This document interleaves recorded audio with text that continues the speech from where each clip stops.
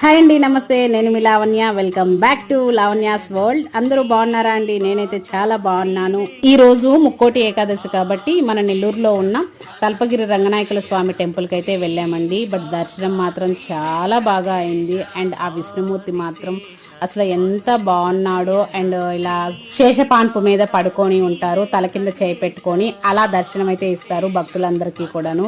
But నిజంగా అండి, ఒక్కొక్క ఇయర్ ఒక్కొక్కలాగా డెకరేషన్ చేస్తారు. బట్ లోపల అంటే ఆ విగ్రహానికి నిజంగా అండి బాబు, అసలు చూడడానికి ఏంటంటే రెండు కళ్ళు సరిపోలేదు. బట్ అక్కడ అదేంటోనండి, దేవుడి దగ్గరకు వస్తే ఆటోమేటిక్గా కళ్ళం పెట్టి నీళ్ళు వచ్చేస్తాయి.